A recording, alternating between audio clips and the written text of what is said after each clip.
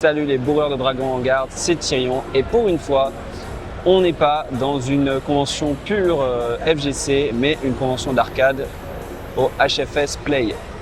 Hop, ouais, c'est par là, tac, voilà. Et je vais vous présenter rapidement le salon qui se trouve donc à Évreux, qui est l'une de mes anciennes villes, pas de ville natale mais presque, une ville très importante pour moi. Et puis je vais vous montrer un petit peu l'étendue du salon et également les quelques tournois que je vais faire avec un invité spécial. Donc on commence avec la partie merchandising. Donc tous les ans, le HFS propose leur propre merch avec tout un tas de t-shirts, de mugs, de posters. Avec toute l'équipe qui est là-bas.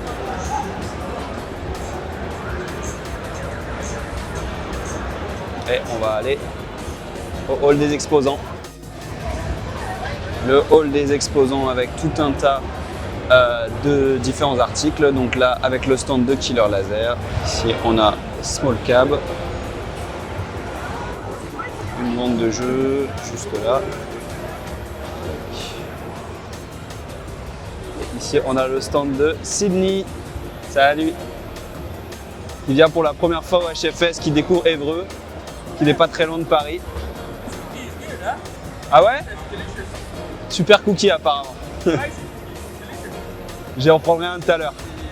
On a ici la partie flipper avec tout un tas de flippers connectés qui sont, dont le score sont répertoriés juste là. Hop.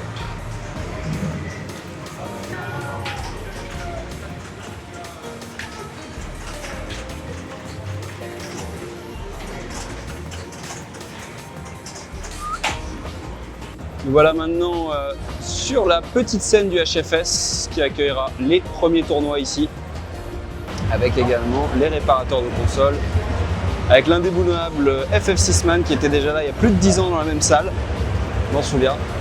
Et enfin, on finit le tour des associations, avec notamment l'association MSX Village qui est présente dans beaucoup de conventions que je fais, et ainsi que l'aéroclub d'Évreux. Alors ça c'est plus de chez nous, plus artisanal, plus normand. Et on finit avec le club des sacs. Je pense que le nom tient en lui-même, pas besoin d'expliquer beaucoup plus. Et je suis dans l'allée principale avec les anciens champions du HFS pour vous dire que ce sera la fin de cette première partie de voix off, parce que je vais vous montrer toutes les bornes d'arcade directement dans un petit montage comme j'en ai le secret. Allez, à plus tard.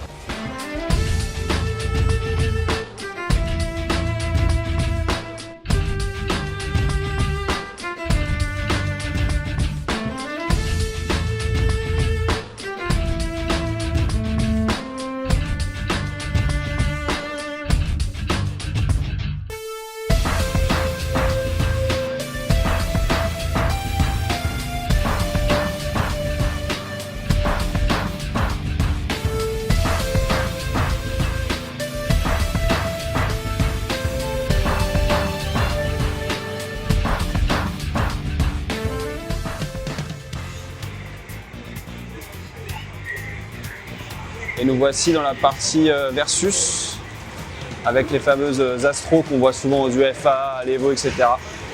sur les différents jeux en compétition, dont Windjammers, dont je vais participer. Avec la partie Beat by 44, qui va proposer du coup des tournois sur les jeux plus modernes, dont Invincible et Ultra Street 4. Voici la partie régie, qui commencera donc par 0-3 il semblerait. Début du tournoi Windjammer avec les deux postes qui sont ici. Là, ouais, là j'ai réussi du premier coup. Et puis en attente du premier match, on va voir ce que ça donne. Cinquantaine de joueurs, peut-être un petit peu moins. Et beaucoup de gros doseurs dans le meilleur du monde qui est ici. Bon c'est parti contre Pyrotech, hein. Le best. Ça va être chaud. Ça va être très chaud.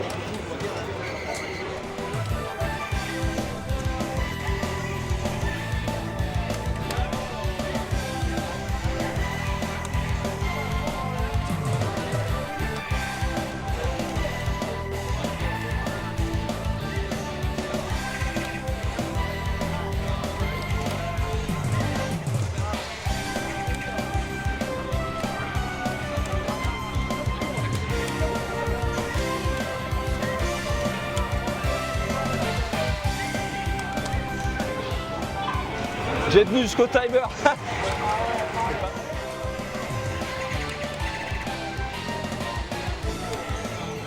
Yes.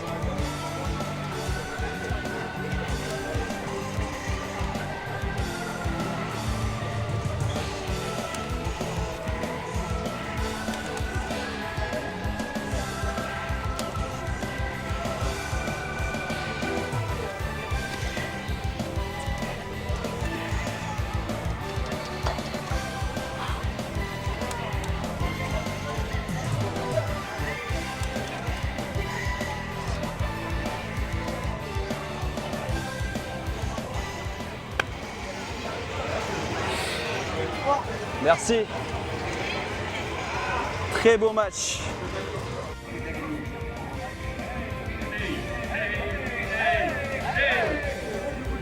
Reprise de Southpaw qui dit non, non, je n'ai pas envie de m'amuser avec les échanges super.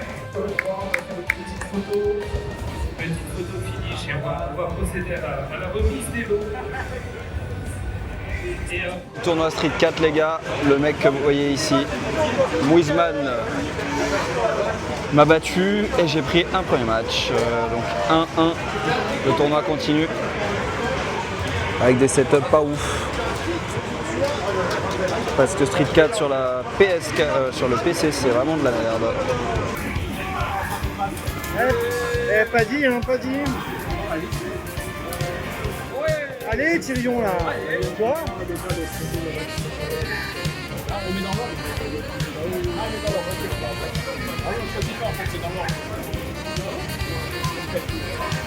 Le boulot de capitaine est assez restreint. Quoi. Ça me va.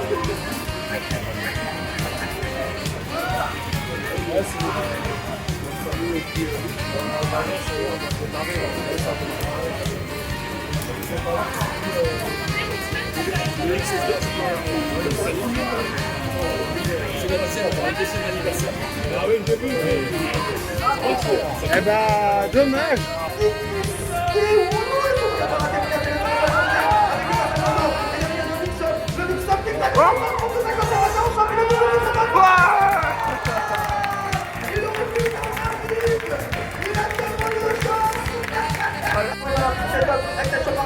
C'est quoi ça? Ça contre Charles c'est difficile, en plus il n'y a pas 5 temps, on perd prise à charge, pour prise à de sauter. Le seul moyen de faire de ce tour difficile, on sait qu'il a fait ça. La minute va manquer. Et oui, n'importe quoi. C'est lancé, Muizman contre Gagapa et un personnage divin, le personnage de 7. Gagapa qui a pris les instruments de la vie, un dictateur. Évidemment, avait encore tout sa super bien pouvoir à cette époque dans Street Fighter 4. Votre garde. Bon bah toujours au HFS, de retour après le tournoi Street 4. Hein. Et je suis avec l'homme qui m'a buté, qui m'a buté en winner, le mec qui cachait bien son jeu, donc c'est Muizman. Ouais, Muizman, Muizman. comme la mouise. JP, Jean-Paul Muizman. comme Johan Petrovic, cet enculé. Exactement, ou JP Morgan, comme tu veux. Ah oui, ça va. Mon cher SNK, je voulais savoir depuis quand tu connaissais le HFS et comment est-ce que tu en as entendu parler pour la première fois? Ah, ça fait longtemps que je viens ici. Peut-être. J'ai dû venir à partir de la 3e édition, je pense. Il y a 7 ans, quelque chose comme ça. En fait, c'est TKO, qui est du Versus Dojo, qui bosse beaucoup avec le HFS, avec les tournois de Surstrike, etc. Il me parlait de cet événement associatif qui avait l'air trop bien. Et puis une année, j'ai décidé de le suivre et je suis arrivé à Vierzon, quand ils sont arrivés à Vierzon, je pense. Et puis voilà. Puis j'étais trop content de voir ça. C'est exactement ce que je kiffe comme type d'événement. Donc je suis trop heureux d'être là en fait. Eh bah salut. Eh ben bonjour. On est encore au HFS avec un invité particulier, un invité de marque que nous on a l'habitude de voir souvent dans d'autres conventions, mais pas forcément en convention arcade. Donc c'est John Doe. Exactement. Finalement, je fais de la convention jouet, de la convention flipper, de la convention jeux vidéo et puis de la convention arcade. Il n'y a pas de souci. C'est que du bonheur. On partage la passion. Tu dis que tu fais des conventions, mais qu'est-ce que tu fais en convention? C'est quoi ton credo? Alors mon credo, effectivement, c'est la production de jeux sur Game Boy, Game Boy Color, mes propres jeux et du coup je fais également des jeux pour les salons, donc, comme j'ai fait avec le jeu du HFS qui tourne actuellement sur la Super Nintendo ou sur la Game Boy qui est juste à côté. Et du coup, soit on fait de la modification de jeux ou on présente nos propres jeux qu'on fait habituellement. Voilà. Parce que tu fais partie de Beat by 44, c'est ça? C'est ça. Maintenant, jeune vieux membre de l'assaut parce qu'on a débarqué avec mon frère, je pense, en 2012. Ouais, 2011-2012. Ouais, ça fait un moment. Et ouais, depuis, bah écoute, on n'a jamais lâché le truc. Hein. Ça s'appelait même pas Beat by 44 à l'époque. Bah du coup, depuis pas mal d'années, nous, on est maintenant dans un bar qui s'appelle le Game Over. C'est un bar gaming à Nantes. Ok. Voilà. Et nous, depuis 2014, on est là-bas. Et tous les mardis, on fait des sessions. Et on organise de temps en temps des tournois sur Street Fighter 6, qui est le jeu principal. Il y a le plus de monde, le plus de niveaux, etc. Mais en parallèle, on fait quand même d'autres tournois Schnaps, genre il peut y avoir du Garou, Mark of the Wolf. On a fait Street Cat, on a fait Vampire, on a fait Windjammer, etc. etc. Ah, le fameux du coup. Ouais. Et sinon, à côté de ça, une fois par an, quand tout se passe bien, c'est pas tous les ans, mais on organise notre gros tournoi qui s'appelle la Nantes Arena. Ah oui, ok. Où on s'est greffé à un collectif qui fait des LAN genre sur CS, League of Legends, etc. Et nous en fait on a notre côté versus et on organise tous nos trucs et on fait venir des gens et voilà tu vois.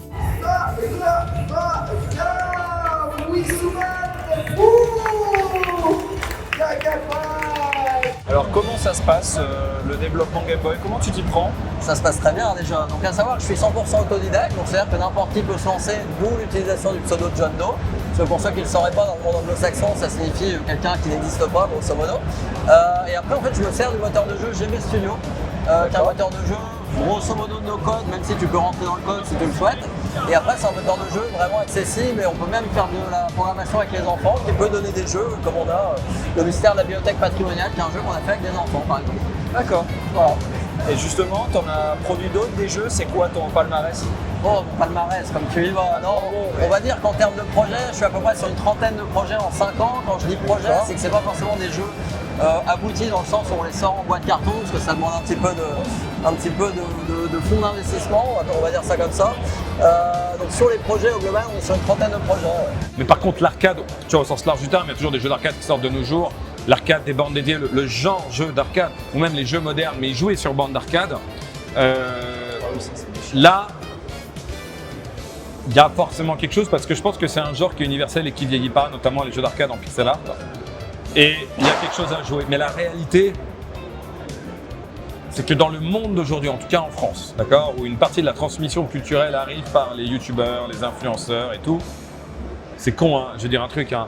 Ce qu'il faudrait, c'est que demain, t'aies des mecs comme Squeezie, Nutstack, bah, ils viennent au HFS, le mec il se rend compte qu'en fait c'est de la frappe, de ouf, et le mec il fait une vidéo dessus, t'as 5 millions de vues, et ça va changer. Si on veut transmettre aux nouvelles générations, on a besoin que l'image de l'arcade et sa culture, elle porte. Et pour ça, il va falloir des porte-paroles, mais pas des gens comme moi, je suis déjà trop vieux. Il va falloir des porte-paroles plus jeunes et qui parlent à des gens plus jeunes et qui vont leur donner envie de pourquoi l'arcade c'est cool. Sachant qu'ils n'aimeront pas forcément les mêmes raisons pour l'arcade. Moi j'aime l'arcade parce que j'aime l'ambiance. Quand j'allais au Japon, jouer dans des salles qui puaient la clope avec des gars pour ça mettre une pièce et jouer dans des ambiances de malade toute la nuit. Ça, on ne peut pas leur faire vivre ça, ça n'existe pas et ça n'existera plus. Donc il faut les intéresser à l'arcade par d'autres moyens, par d'autres biais et y donner le goût. Mais moi, je reste persuadé par contre que tu prends n'importe quel gamin, n'importe quel ado, tu l'emmènes dans un endroit comme le HFS, c'est pas possible, il kiffe pas. C'est pas possible. Alors oui, tu vas peut-être pas kiffer 2X en arcade ou Breaker's Revenge, mais tu peux pas kiffer House of the Dead, tu peux pas kiffer Scud Race, tu peux pas kiffer globalement l'arcade. Pour moi, c'est impossible que tu trouves pas un endroit où juste tu vas t'éclater. Voici le stand John Doe qu'on retrouve de chez Polo aussi. Il fait des conventions de polo à Lyon et à Givors. Bon bah il est pas là, mais il propose le jeu HFS Summer.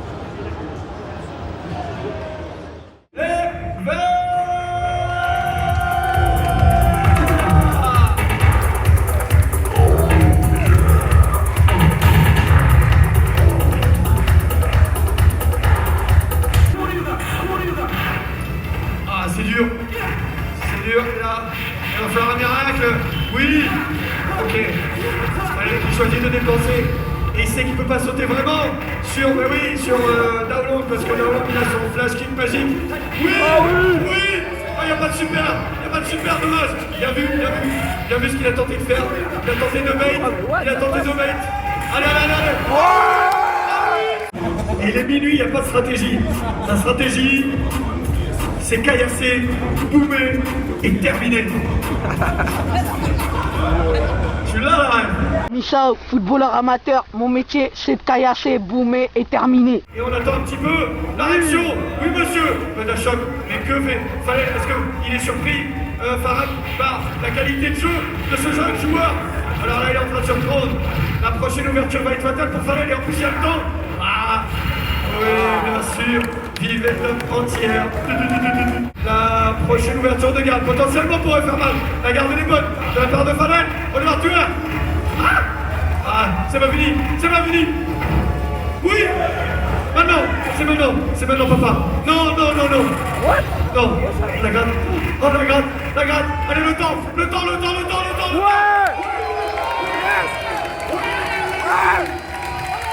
Allez. C'est maintenant. Fais la caméra. Allez, la chope elle est trouvée. La chope, mon gars. Oh. Non. Oh, les flammes de l'enfer sont en train de consumer Farhad. Allez, c'est maintenant. Allez, Kobayan là. Il va falloir se calmer le jeu, parce qu'on n'a pas de barre de super. Et du côté de Farhad, mais non. Mais qu'est-ce qu'il est en train de faire, Fallait? Mais qu'est-ce qu'il est en train de faire? Il est en train d'attaquer, alors qu'il n'a pas. Ah, oui, la garde est bonne. De la part des Fallait, à nouveau. Allez, un coup. Oui, non. Ça va pas dessus. La prochaine est la bonne. Pas comme ça. Ah. Oh, non. Ah. Attention au stade. Ah. Aïe. Oh, le comeback de Farhad. Oh, le Farhad. Attention. Oui.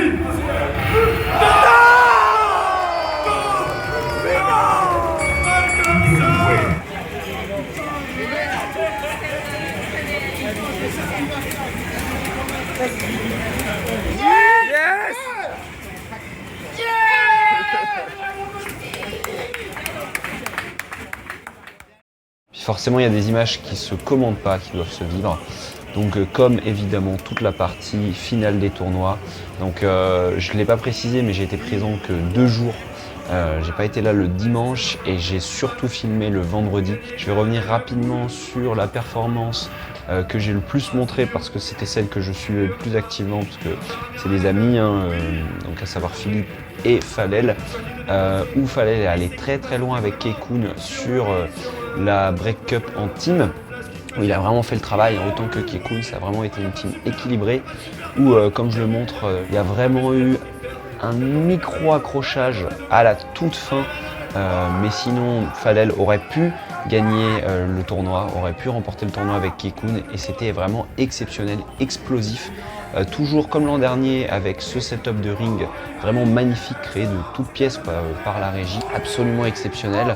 Je vous invite déjà à aller voir la vidéo de RS4 qui est sortie, exceptionnel à ce niveau-là. Falel qui a aussi fait plutôt un bon résultat en solo, donc là cette fois en FT2, mais qui a perdu je crois en top 16, quelque chose comme ça, sur l'un des tournois les plus accrochés, globalement. C'est vrai que c'était ces tournois autour de 2X, 3-3 et Breakers qui étaient les 3 plus gros tournois en termes de versus fighting. Le 4e gros tournoi, c'était vraiment Windjammer cette année. Je vais faire un rapide retour de mes performances. En ce qui concerne Windjammers, c'était mon main game. Je m'en suis bien sorti avec 2-2. J'ai perdu évidemment face au GOAT du jeu, comme vous l'avez vu dans les images Pyrotech, mais j'ai fait un bon match. D'ailleurs, je vais peut-être vous remettre quelques captures. Et au final, je me suis fait éliminer en loser round 4 face à Demodou, qui est aussi, je crois que je l'avais croisé déjà à la Edge Convention l'an dernier. Et ce mec-là, il fait vraiment partie des tops de la commu et il est très actif. Donc plutôt content. Ensuite, il y a eu le tournoi Ultra Street 4 où là, je m'en suis bien sorti, mais c'était un peu particulier parce que globalement, j'ai pris 2 matchs assez facilement face à Gohan et Lolo. Lolo qui est un pote d'ailleurs de la convention que j'accompagne depuis 2 ans. Ça fait toujours plaisir de le voir. Le mec, il vit au Japon, il vient spécialement pour le HFS. Et j'ai perdu face à Wisman, donc que vous avez vu dans les interviews, qui est vraiment devenu un pote.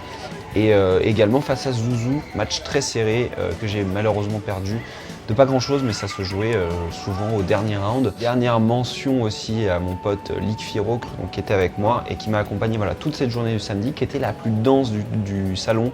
Faut quand même se rendre compte qu'on parle d'une journée qui va de 10h à 2h du matin. On a aussi pu découvrir la partie boutique que vous voyez actuellement, donc qu'on a vraiment fait plusieurs fois. On est revenu voir un peu les vendeurs. Vous voyez par exemple Monsieur Garcin. Vous avez pu voir Monsieur Garcin qui était là uniquement le samedi. Il y avait la partie Odyssée avec très peu de goodies, mais quand même une belle mise en avant de leur musée pour être plus précis. Et on avait également l'indéboulonnable Roro Otaku Studio avec toutes ses exclusivités, des trucs qui l'importent souvent de la Chine, du Japon, donc des choses absolument introuvables en France, ou en tout cas pas sans commander par internet, et également leur propre création avec lui et sa femme, donc très important. On a aussi des stands d'imprimantes 3D, donc comme Killer Laser, dont vous avez vu les magnifiques trophées. Et il y avait aussi un autre fournisseur de pièces 3D un petit peu différent que j'ai pas pu filmer puisqu'ils étaient présents que le samedi. Et on avait aussi une super boutique, donc vraiment une bonne partie à ce niveau-là boutique. Évidemment, sans oublier la partie merchandising dont j'ai déjà parlé, mais aussi le stand de Erwan et de Elise de Small Cap, qui sont vraiment des potes que je croise très souvent en convention. On va passer maintenant à la zone free play. Donc évidemment, on avait une zone gigantesque de jeux, donc avec bien sûr la partie flipper et borne d'arcade que je vous ai montré plus tôt. Donc qui est évidemment le centre névralgique de tous les gros doseurs. Mais je pense que ce qui parle beaucoup plus au grand public, c'est vraiment cette grande partie arcade de façon générale, avec du shmup, beaucoup de jeux de course évidemment, c'est ce qui prend également beaucoup de place. Il y a vraiment une zone aussi dédiée aux puzzle fighter de façon générale, ou aux jeux de coopération, voilà, autour de la réflexion, en plein de jeux hyper originaux. Évidemment, il y avait des jeux de rythme qui sont vraiment dédiés aussi à un public précis, mais très acharné.